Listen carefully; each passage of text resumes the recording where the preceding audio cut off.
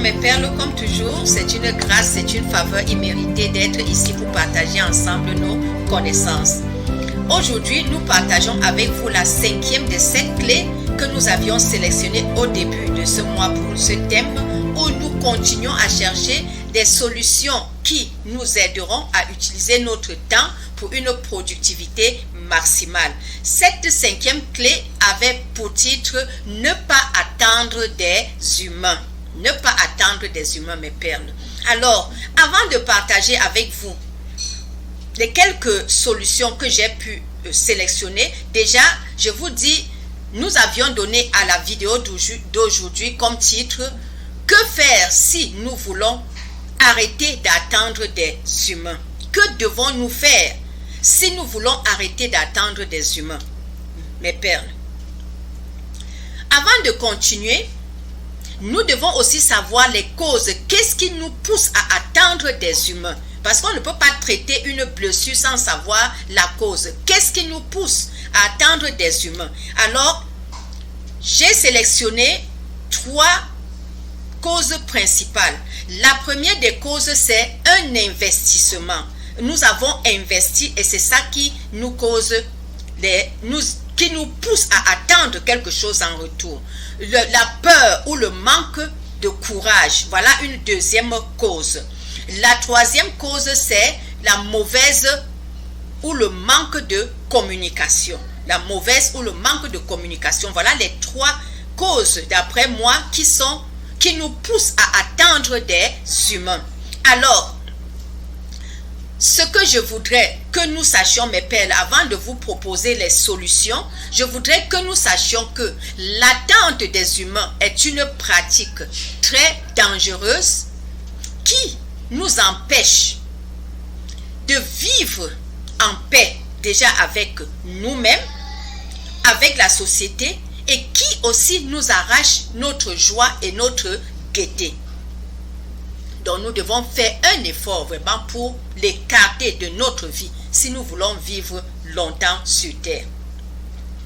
Alors, nous constatons non seulement dans notre propre vie, mais dans nos familles, dans la société et même dans le monde professionnel, les conséquences que produisent une attente des humains. Et comme exemple de conséquences, nous avons par exemple l'irritation, le mécontentement, la tristesse, la haine, la jalousie, les calomnies, le stress, la dépression, les violents maux de tête. Voilà tout ce que l'attente des humains crée comme problème dans notre corps et dans le monde.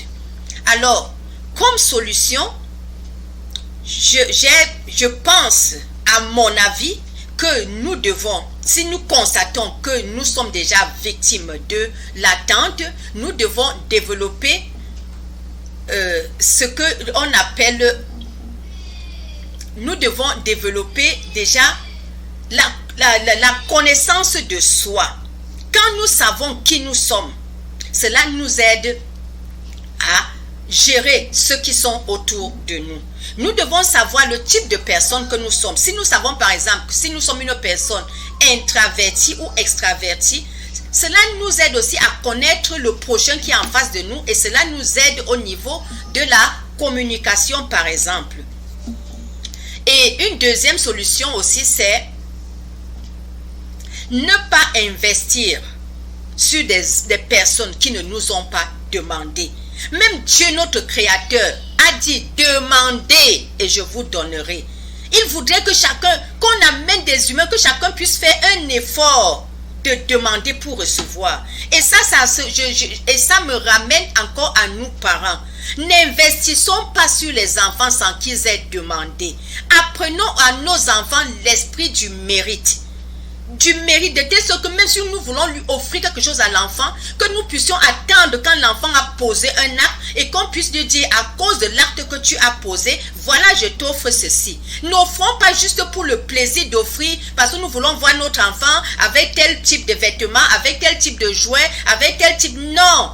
L'expérience nous montre aujourd'hui que ces enfants sur qui nous investissons comme ça sont les plus les plus inconscients, de ceux-là même qui ne se soucient pas de nous. Alors réveillons-nous. Regardons autour de nous des parents qui ont souffert avec leurs enfants, s'entendent bien, construisent mieux avec leurs enfants. Mais ces enfants à qui on a tout donné, c'est eux qui nous donnent la plus de tristesse et d'amertume. Parce que nous espérons et ils ne sont même pas conscients de notre attente. C'est de ça qu'il s'agit. Alors, voilà les solutions. Et pour ceux qui sont déjà victimes, qui sont malades, je dirais, à cause de l'attente des humains, je vous encourage déjà à faire des jus de céleri et de boire. Ça va vous faire du bien parce que le céleri est riche en magnésium. Le magnésium nous aide à nous vider de tout ce qu'il y a de négatif qui nous empêche de cheminer sur le droit chemin. Et si c'est trop poussé, je vous encouragerai aussi de prendre cette écorce qu'on appelle ashwagandha. Ça vient de l'Inde et puis de l'Afrique du Sud. Les recherches ont été faites sur cette recherche et elle est vraiment indiquée pour des personnes qui souffrent de ce type de maladie.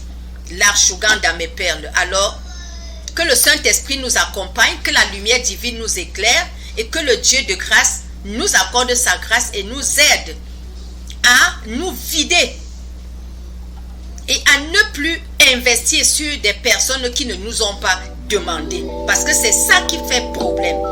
Bon début de semaine et dans la paix. Bye.